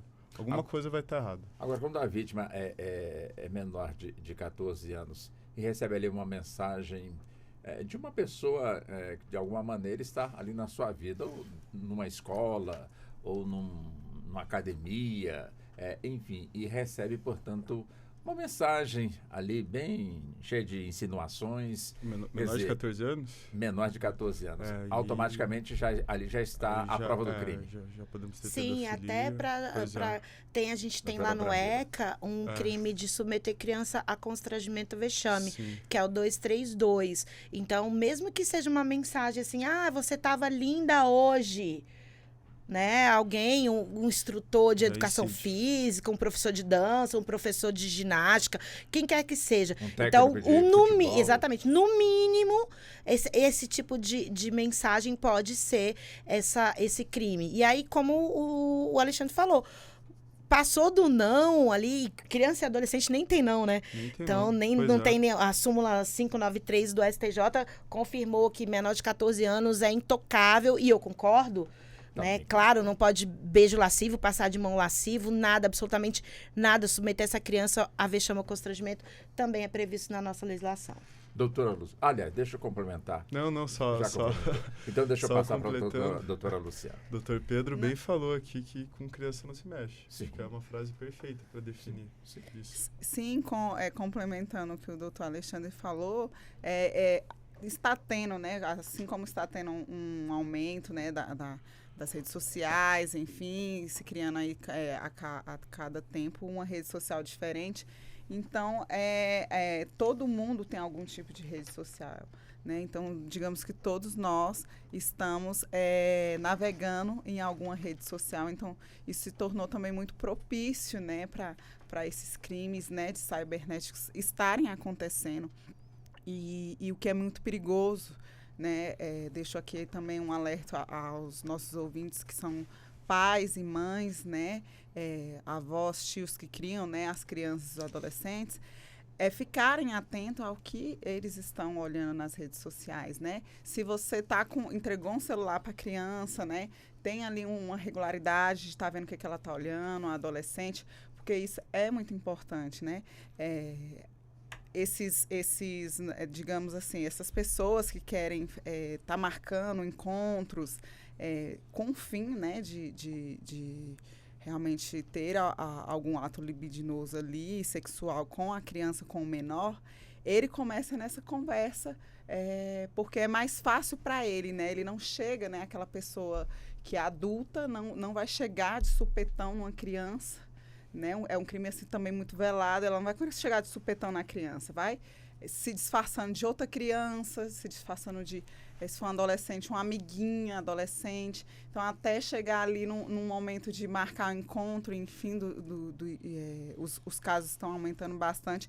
E quando você vai ver a criança ou adolescente já caiu, enfim, no papo, ou foi em algum encontro e até sequestrado, enfim, esses crimes horríveis estão, né, a cada dia acontecendo mais. Então, fica acontecendo cada vez mais. Então, fica aqui um alerta aos pais a realmente estarem olhando os celulares, os computadores, o que seus filhos estão olhando, né? Se está tudo certo, se esse amiguinho que ele está conversando aqui de outro estado, né, está falando o que ele realmente é. Então, a gente tem que ter esse olhar, né, e esse cuidado para as nossas crianças e adolescentes não estarem realmente caindo na teia desses criminosos que de forma argilosa, né, usam de um tudo para estarem aí cometendo esses crimes. E voltando também ao que a professora Marília falou, dessa questão do estupro, dessa questão de provas, justamente isso, né? A questão de provas é você também usar ali o que eu falo ali, a linha do tempo, né? Justamente a vítima estava onde, o acusado estava onde. Você está falando que o crime aconteceu desse jeito, né? Estava na sala, na TV, se foi em casa, né? Se foi em um outro lugar, estava tomando sorvete e a pessoa estava fazendo o quê? Então, usar essa linha do tempo para que se busque ao máximo a verdade do que aconteceu, que claro que ninguém vai saber o que aconteceu de fato e o que foi verídico, mas assim, chegar a estar batendo esses fatos e tudo para saber se realmente aquele acusado, né, cometeu aquele crime ou não. Cito aqui meus colegas, além das aulas da professora Marília, maravilhosas, que sempre busco, né, nos meus cadernos, nas minhas memórias. Também cheguei, né, esse caso foi difícil assim para mim, foi o primeiro estupro realmente de vulnerável que eu peguei, e cheguei a colegas, né, com mais tempo de carreira que eu, e eles falaram justamente nesse sentido, de buscar essa linha do tempo para ficar demonstrado realmente se houve ou não esse estupro, né, deixar claro para o promotor e para a juíza, né, e cito esses colegas, a doutora Carla Gellen, né, que cheguei a ela para falar desse caso, e o doutor Sérgio dos Anjos, que me orientaram ali de uma forma brilhante, né, e que foi muito bom para mim. E aí é exatamente isso, você buscar, né, de fato, o que aconteceu, o que não aconteceu, e de forma alguma também, como a professora citou, revitimizar a vítima nesse sentido de que você está mentindo, você falou isso, falou aquilo. Não, tem formas de se perguntar para buscar realmente a verdade, formas respeitosas, né? Que eu acho que nós, advogados, temos que ter essa noção, né? Não ser um sem noção, mas ter essa noção e esse tato realmente com a vítima que se diz ali que aquilo aconteceu e, enfim, buscar realmente a verdade dos fatos. Doutora Brambila, nas décadas de 80, 90, eu quero até acreditar que beirando a década de 2000, se falava muito no turismo sexual. Ou seja, pessoas aqui no Brasil que atraíam estrangeiros para o carnaval, dando a entender de que aqui podia tudo. E claro que houve uma reação, portanto, da sociedade, justamente repudiando, portanto, aí essa questão. Mas é evidente que quando o repúdio chegou, essa prática já andava por aqui já um bom tempo. A pergunta é simples. A pessoa estrangeira que vem brincar o carnaval no Brasil, ela tem a obrigação de conhecer as nossas leis? Tem. Assim como nós temos, né, uma obrigação de qualquer país que nós estivermos visitando, nós temos que ter conhecimento da legislação. Em relação até à prática de utilização de medicamentos. Outro dia eu vi que tivemos um problema lá nos países árabes com substâncias que aqui são naturais, Novalgina, dipirona, alguns medicamentos. Então, toda vez que você vai se deslocar e você vai passar férias, trabalhar, você tem que saber o que vai acontecer. Nós temos aqui também no Brasil uma determinação legal que diz assim: o desconhecimento da lei não exclui o crime. Pode até atenuar a pena. E se for um desconhecimento justificado, nós sabemos aí que poderia, em tese, né, de forma assim muito não relacionada à sexualidade, porque nós estamos num movimento mundial de proteção das mulheres. Então, a não ser que você venha de outro planeta para aviltar as mulheres brasileiras no carnaval, para assediar essas mulheres, nós sabemos que essa questão da exploração sexual, nós sabemos também que no Brasil a prostituição por si só não é crime, né? O comércio voluntário entre dois maiores e capazes, onde um troca o sexo por um valor ou uma vantagem econômica e ambos têm a capacidade de consentir, não é crime. Agora, é crime, sempre foi o rufianismo, aquele que explora. É o cafetão, a cafetinagem. Aquele que explora a prostituição, a exploração sexual de crianças e adolescentes de qualquer forma é crime. Ou seja, no Código Penal nós temos um capítulo específico de lenocínio e tráfico de pessoas. Então, você tem ali a imigração, a gente nem fala, porque o tráfico de pessoas para fins libidinosos foi lá para os crimes contra a liberdade individual, mas manteve-se a imigração ilegal para exploração sexual. Então, você tem ali, dentro de uma perspectiva desde um código de 1940, de punir aquele que obtém vantagem econômica diante da exploração sexual de corpos de terceiros. Então, a gente tem induzimento à satisfação da lascívia alheia, mesmo que sem vantagem econômica. Então, a gente tem vários crimes que punem essa intermediação e sempre puniram. Sim, nós tínhamos propagandas de cerveja, de cigarro, onde os corpos femininos eram explorados, eram propagandas diretamente ligadas ao carnaval. Nós tínhamos folhetins, nós tínhamos revistas internacionais e até mesmo capas nacionais que incentivavam a esse turista a vir até o Brasil procurando sim, a satisfação dessa lascívia e por trás disso todo um aparato de hotelaria, de redes de turismo, ou seja, era o turismo sexual. Isso foi um problema que foi enfrentado no final da década de 90, sim. Junto com essa CPMI da pedofilia, nós tivemos aí vários estudiosos, audiências públicas, nós tivemos aí a proibição também diante de várias bandeiras do feminismo, ou seja, de que essa mulher fosse exposta, que esse corpo fosse exposto a qualquer título de propaganda, assim como é vedada a propaganda de bebidas, de drogas mesmo que ilícitas, o cigarro, vinculado a mulheres, a crianças e adolescentes. Então, nós temos aí hoje um outro olhar. Mas nós sabemos que o Brasil, pelas suas belezas naturais de praias, pelo aconchego, pela forma com que nós brasileiros tratamos os nossos turistas muito bem, isso ainda pode ser um engodo, um ardil, uma enganação para aquele turista. Então fica aquela dica, não é não, e pode ser not é not, pode ser em qualquer língua, pode ser don't, o que não quero, don't have, ou seja, qualquer que seja a manifestação gestual. Por exemplo, a gente está no meio do carnaval, às vezes a gente consegue se comunicar apenas pelo gestual. Né, pegou no braço, afastou o braço, passou a mão no cabelo, não quero. Ou seja, então, independentemente, o que nós que estamos diante dessa folia que vai tomar o nosso país essa semana, a partir de quinta-feira, é olhar para o outro e dizer, não vou tocá-lo. Sabe, eu acho que isso é tão fácil de você dizer o que é certo, o que é errado, o que é crime, o que não é crime.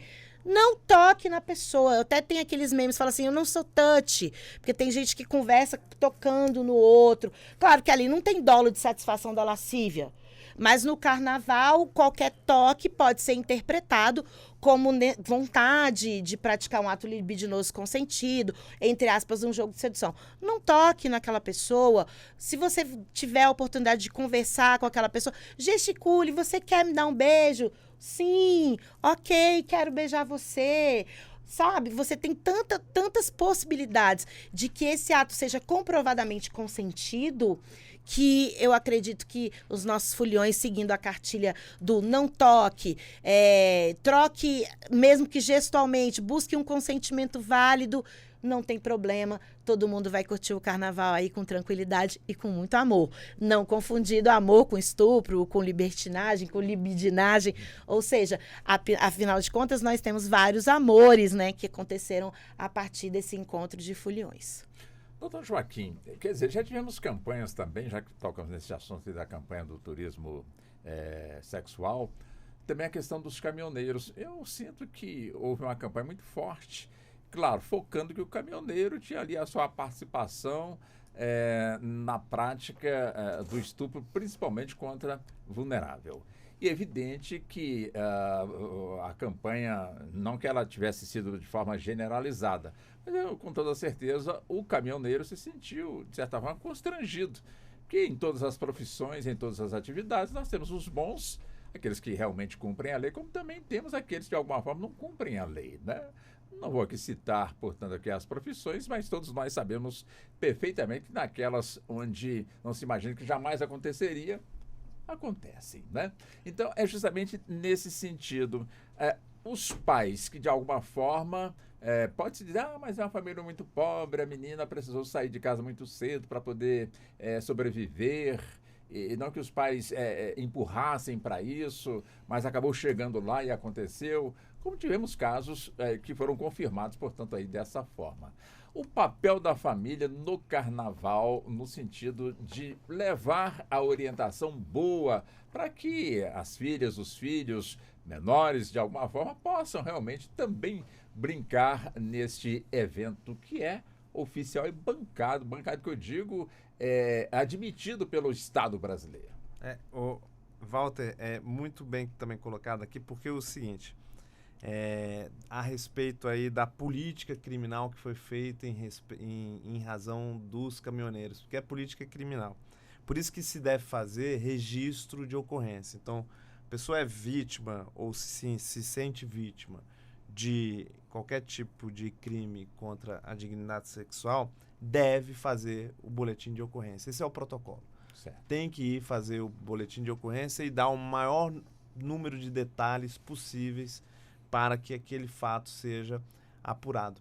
E por conta desses registros de ocorrência, os órgãos de governo que gerem o sistema de política criminal, eles identificam algumas vulnerabilidades que nós temos no nosso sistema. Qual é essa vulnerabilidade? A doutora Marília trouxe aqui, rede hoteleira. A nossa rede hoteleira ela precisa melhorar a sua forma de checagem de entrada e saída de pessoas que estão ali. Então, há, em razão desse turismo sexual, toda uma campanha que é feita para a rede hoteleira. Isso não é dizer que a nossa rede hoteleira ela é promíscua em relação a isso. Não. Nós identificamos, em razão do número de ocorrências, de que há essa vulnerabilidade na rede hoteleira. Essa atividade econômica que são os caminhoneiros, que muito importante para o Brasil e provavelmente vários escutam aqui porque eles é um público que está sempre antenado aí nas estações de rádio.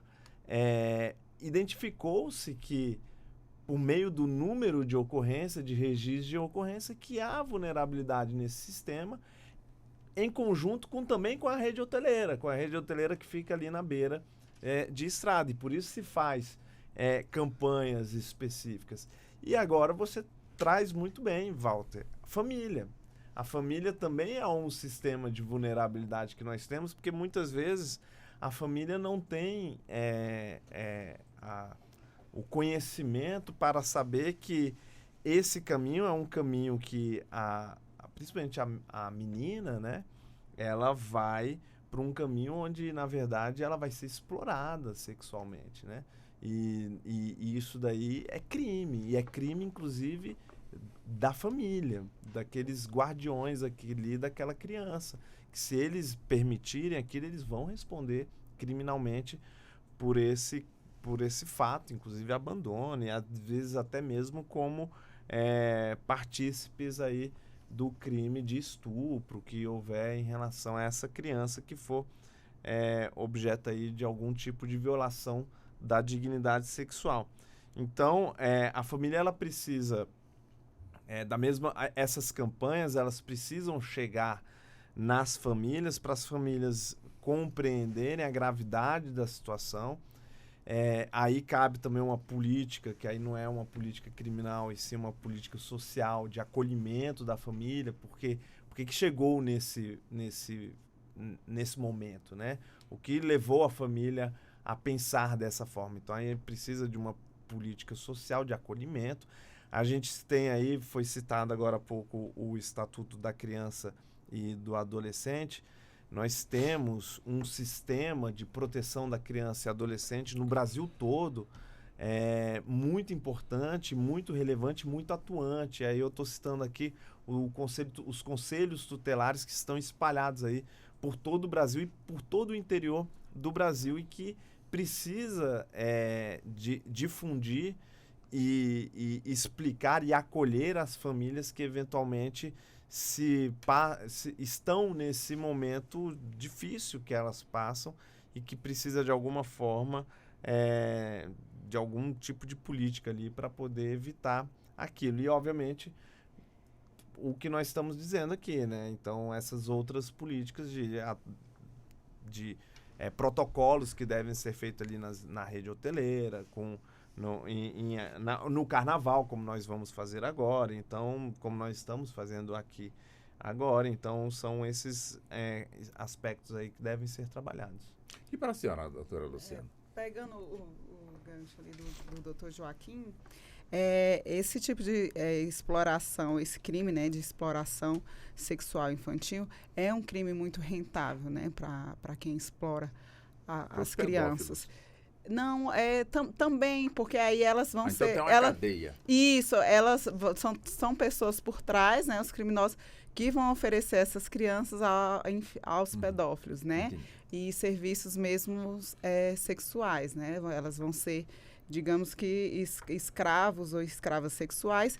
E é um crime muito rentável, Walter, porque elas, quando pegas, né, para esse tipo de crime, crianças, elas vão ser usadas de criança, adolescência até a fase adulta. Então, uma pessoa, né, um ser humano, enfim, a criança, ela vai ser usada várias e várias vezes, e dinheiro entrando, então ela é muito rentável, é um crime muito rentável. Por isso que também escondido, camuflado ali, mas é um dos crimes mais rentáveis hoje que a gente tem, não só no Brasil, mas em vistas mundiais, né, mundial, em determinados países e regiões é mais rentável até que o tráfico de drogas. Então, assim, é um crime sério, um crime que as polícias, enfim, a Polícia Internacional, Interpol, o FBI, enfim, ficam em cima disso justamente para quebrar essa rede de exploração sexual infantil e de escravidão humana, e na exploração de seres humanos, enfim, porque realmente é uma rede muito rentável e como o doutor Joaquim falou, que eles chegam na família, né, justamente. É no pai, é na mãe, que às vezes, né, não tem um poder aquisitivo alto, né, são pobres, miseráveis, que eles lubridiam, né, não, ela vai ser modelo, vai ser, a gente vai cuidar dela, né, vai entregar para uma família adotiva no exterior, enfim, eles chegam com essas conversas, né, que no fim sabe-se que realmente aquelas crianças vão ser exploradas durante muitos anos, muitos e muitos anos, e por isso a rentabilidade é maior, né? Por exemplo, o tráfico, você vende ali a droga, aquela droga, algumas vezes ou uma vez só, e a renda vai ser aquela, né? A criança não, aquela pessoa, ela vai ser explorada sexualmente durante muitos anos. Então, é isso, né? Levar essa informação para a sociedade também é importante, porque isso acontece e, mais uma vez, né, que nós temos que ter cuidados mesmo com nossas crianças e adolescentes, né, ter esse olho mais cuidadoso com elas. Onde as políticas públicas, né, doutora Alexandre, precisam entrar, né, naquele conjunto de famílias onde existem muitas dificuldades na sobrevivência, onde ali tem que ter realmente meios para que essa criança possa estudar, meios para que os pais possam trabalhar, meios para que haja realmente uma segurança mais ampliada nas estradas, na rodoviária, no aeroporto, e, acima de tudo, muita informação, justamente para, de alguma forma, contrapor aos criminosos que chegam sempre oferecendo vantagens, fantasias, e acabam, portanto, iludindo aí essas pessoas, né, doutora Alexandre? Pois é, justamente, Walter. O que eu penso é que a gente tem que ter ferramenta para poder desenvolver as pessoas, dar condição para a pessoa se desenvolver, dar condição de trabalho, ter um trabalho digno. Então, eu acredito que realmente investindo nessa questão de política pública, começar a melhorar os institutos públicos para realmente poder atender essa população mais carente é uma forma muito eficaz de resolver as coisas. E a gente entende, a gente compreende completamente como é difícil isso acontecer. É difícil fazer as coisas. O poder público realmente, às vezes, enfrenta questões que nem chega muito na falta de compromisso, chega mesmo na dificuldade, por exemplo, de chegar em locais mais distantes, locais remotos. Como que eu posso oferecer? O Brasil é continental, pois né? Pois é, um país enorme, Eu arrisco dizer que aqui a gente tem quase 3 países em um, né? Vou dividir ali tranquilo, são 3 países em um, é um país muito grande. Chegar em lugares remotos, que é lá que realmente tem pessoas que são muito vulneráveis. Eu até, enquanto a doutora estava falando, eu até levantei alguns dados aqui da ONU, quando o tráfico de pessoas influencia no turismo sexual. As pessoas realmente são sequestradas e forçadas a viver nessa condição. Mundialmente, chega a movimentar 32 bilhões de dólares. Nossa. E são 85% das situações de tráfico que são destinadas justamente para o turismo sexual. Então a gente percebeu o quão é amplo isso, o quão grande é isso e o quão é necessário a gente realmente rebater isso, a gente começar a dar condições para as pessoas poderem se desenvolver, para poderem trabalhar, para não terem que se submeter a isso, porque realmente, às vezes, as pessoas ficam sem escolha na vida. E é difícil. Eu acredito que sempre tem que ter uma escolha, menos se submeter a esse tipo de atividade. Mas, infelizmente, a gente sabe como é. Então, quando chega em pessoas mais vulneráveis, é o problema. Então, a gente tem que tentar acolher essas pessoas justamente para elas poderem se libertar e poderem decidir por si próprias o que querem da vida. E não alguém realmente vindo, te forçando e prometendo mentiras.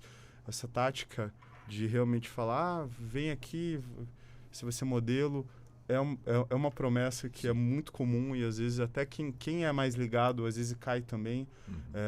Esses golpes, eles vão se tornando cada vez mais engenhosos e cada vez mais elaborados. A gente vê o Pix aí, o próprio golpe de Pix, como tem ficado elaborado, como era antes e como é hoje. Essa questão do turismo sexual é muito grave e realmente a gente tem que ter um olhar maior, um olhar voltado para isso, para proteger as nossas cidadãs brasileiras, nossos cidadãos brasileiros, porque às vezes turismo sexual também é masculino, o tráfico de pessoas também acontece com o homem. Então a gente tem que realmente cuidar disso e a forma é dando ferramentas para as pessoas poderem se desenvolver, poderem tomar suas escolhas, né? Perfeito. Bem, como o nosso tempo já está caminhando para o encerramento, doutora Marília, eu peço à senhora, né, as considerações finais em 2 minutos. É evidente que esse tema não se esgota hoje, estamos apenas aqui colocando um pingo no oceano de água, mas é importante que cada programa coloquemos um pingo no oceano, quem sabe possamos de alguma forma avançar mais ainda no sentido de que com esses esclarecimentos possamos também diminuir até zerar o número de vítimas. Sim, minha mensagem final é dirigida a todas as mulheres e homens e seres humanos, aqueles que se entendem como mulher, aqueles que se entendem como homens, aqueles que não se entendem por gênero, ou seja, que todos, independentemente de orientação sexual, possam curtir o seu carnaval tranquilamente, que não utilizem de drogas, de álcool, a ponto de fazer com que o seu discernimento seja colocado aí diante de uma má atitude, ou seja, se beber não dirija, se beber não toque em ninguém, não existe consentimento válido para aquele que está embriagado. Então, se você está numa situação e percebe que o outro está embriagado ou drogado, ele está numa condição de vulnerabilidade, você também não pode praticar nenhum ato libidinoso com aquela pessoa, você não pode roubar beijo, você não pode puxar cabelo, você não pode empurrar, passar de mão lascivo, ou seja, curta seu carnaval. E se você tiver realmente que encontrar ali alguém que você vá ter uma relação eventual ou que seja o amor da sua vida, que você respeite a outra pessoa, para que a outra pessoa, que os outros possam respeitar você. Então a minha dica é: faça aí um bom carnaval, dentro de uma perspectiva de aproveitar a si mesmo. E se interessar pelo outro, conversa, né? Seja agradável, busque um consentimento válido, porque assim a gente vai acabar com essa história. Que nem você falou, vítima zero? Sim. E desculpa, quem é que não gosta de ser conquistado e quem é que não gosta de conquistar? Com olhares, com uma boa conversa. Ou seja, divirtam-se com muita responsabilidade com a dignidade sexual do outro também. Uma serenata vale? Uma serenata... Calma. Depende do tipo de música. Se for até 10 horas... Não, e cuidado para não atrapalhar os vizinhos, né? Até às 10 horas da noite. Então, serenata não pode ser mais de madrugada. Não, mas uma música ali cantada a uma distância razoável, um olho no olho com consentimento válido, uma piscadinha, um beijinho de longe, um coraçãozinho. Hoje a gente tem tantas formas de expressar o consentimento válido, né? Então, se você vira para a vítima e fala assim, você fez um coraçãozinho, você piscou, ele chegou perto de você e aí você, não, eu disse não, então não é não. Né? Agora, sim, ele perguntou se eu podia beijar, e se podia me beijar, eu fiz um joinha, fiz um coraçãozinho, e a partir dali o sim é inequívoco. Sim, nunca deixa dúvida, né? Então tem aqueles memes no Instagram que a gente acaba passando todos os dias, que o sim é inconfundível. Nada que te traz qualquer tipo de confusão é sim, é não. Doutor Joaquim, também uns 2 minutos para as considerações finais, doutor Joaquim. Mais uma vez, Walter Lima, agradeço aí o convite por nós discutirmos aqui esse assunto importante. O carnaval tá aí, dizer para os foliões que aproveitem aí o carnaval, que se lembrem que não é não e que possam aí passar por essa, depois o carnaval é aquele, quando chegar na quinta-feira, sexta-feira, tem uns que ainda fica mais esse dia, que estejam todos bem. O meu carnaval vai ser assistindo filme, então eu vou ficar tranquilo lá assistindo atualizando meus filmes. Tá certo. Obrigado. Então. Doutora Luciana, também fique à vontade, dentro dos 2 minutos, para as considerações finais. Quero agradecer mais uma vez o convite de estar aqui, sempre é uma honra. E hoje uma honra maior de estar aqui com os meus colegas da Abracrim, né? Todos nós, membros da Abracrim, e da professora Marília Brambila, que estou até nervosa de falar perto dela.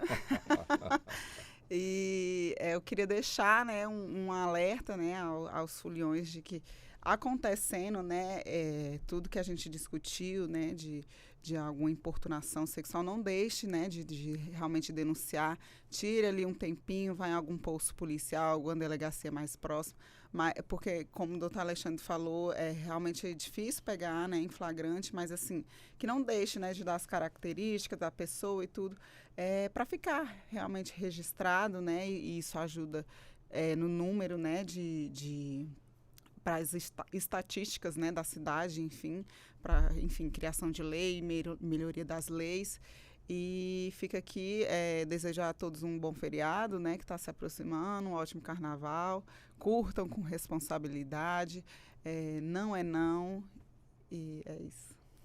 Doutor Alexandre, também é a vez do senhor, também para agradecer, Walter. Muito obrigado pelo convite, gosto sempre de vir aqui. Muito obrigado. Muito obrigado, doutora Marília, doutora Luciana, doutor Joaquim. Muito obrigado por todos e vamos aproveitar com responsabilidade. Tá Tem certo. coisa melhor que isso. Com toda certeza. Doutora Marília, deixa eu pegar mais um minutinho. A senhora está, né, hoje bem tranquila, bem disposta, né? Deixa eu... uma pergunta simples. Qual é a diferença do assédio pela importunação? O assédio sexual, que nem eu falei, socialmente, assédio são todas as condutas que violam a liberdade sexual e a dignidade sexual de outra pessoa. Então, quando a gente fala assim, diga não ao assédio, diga não ao estupro, diga não à importunação sexual, diga não aí a todos os crimes previstos do artigo 213 até o finalzinho, até diga não ao ato obsceno, fazer xixi na rua é crime de ato obsceno, ou pode ser crime ambiental, que é conspurcar ou sujar ali prédio ou monumento urbano. Então, até o xixi que se faz na rua pode ser um crime de ato obsceno ou crime ambiental. Então, o abuso sexual, que seria o gênero, como a gente chama de assédio, é o gênero. E aí você tem várias modalidades de crimes. E o assédio sexual também é um crime.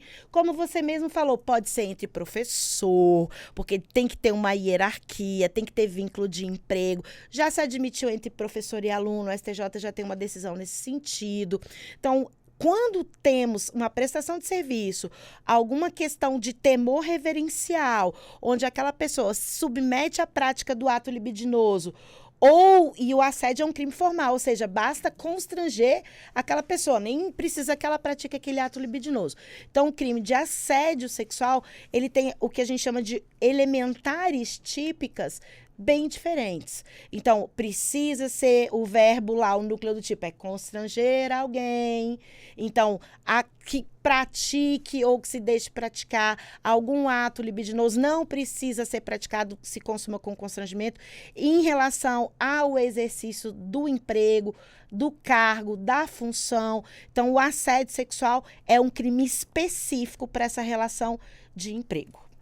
Muito obrigado, doutora Marília. De nada. Muito obrigado. E o doutor Joaquim, foi um prazer também tê-lo com a ajuda da doutora Marília aqui nos nossos estúdios. Muito obrigado pela gentileza. Obrigado.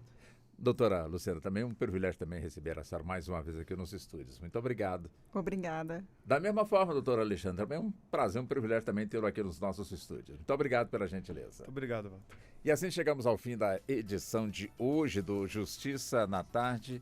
Debate, programa que foi transmitido pela nossa 104,7 FM, como também pelo canal do YouTube da sua Rádio Justiça. Sou Walter Lima, fiz a condução desse debate, que teve a produção da Ana Cláudia Possati, trabalhos técnicos do Neto Silva e a coordenação de jornalismo de Marcela Luiza. Muito obrigado, boa tarde e até o nosso próximo encontro. Até lá.